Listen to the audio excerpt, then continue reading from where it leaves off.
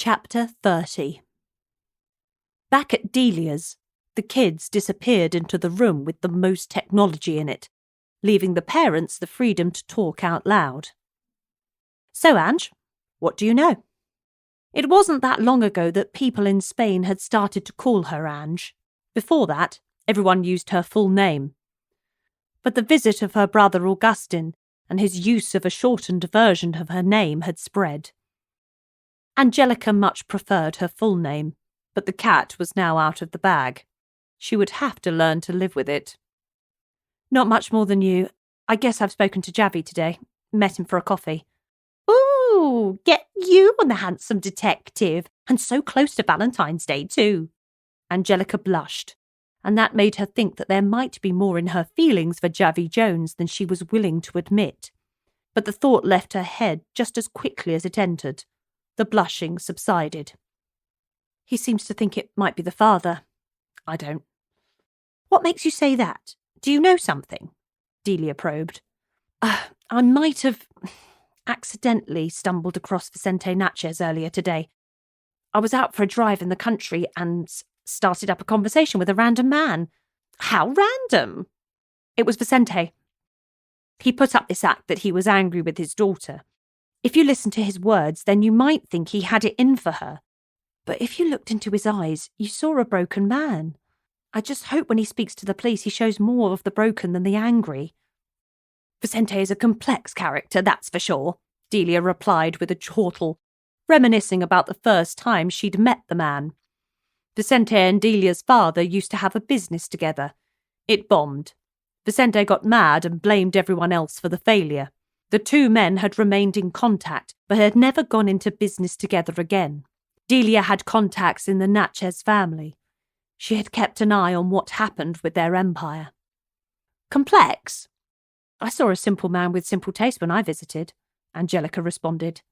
He may live in a simple life in terms of home, but in business he isn't quite so straightforward. Vicente drives off the fuel of conflict. Getting one over on someone whom he thinks has slighted him is what gets Vicente out of bed in the morning. His quarrel with his daughter is just the latest in a long line of feuds in his life. So there might have been a long line of people who could have killed Georgina to get back at her father, Angelica inquired, starting to see a case that could consume every waking hour, and quite a few of the hours where she usually slept too. Possibly. But there's one feud that's taken up most of Vicente Natchez's life for the last decade or so. Rodrigo Alcaraz and Vicente Natchez have been at each other's throats for some time now. It's an ego thing. They both want to be the top dog in town. They would step over each other's grandmothers to get ahead. Sounds like this Rodrigo should be part of any investigation, Angelica responded. Anyone who knows anything about Javier will know that these two don't like each other. Your detective friend will know well enough that this is a line of inquiry, but it isn't as much a line of inquiry as it used to be. What do you mean by that? Angelica asked. Well, the feud that raged red hot for years has cooled off recently. Vicente and Rodrigo were starting to do business together, unheard of 2 years ago. There was also talk in society circles that Georgina was to be married to Rodrigo Alcaraz Jr. as a sign that the two families were coming together. Unfortunately, Georgina didn't get the memo. She point-blank refused. Well, the story unfolds.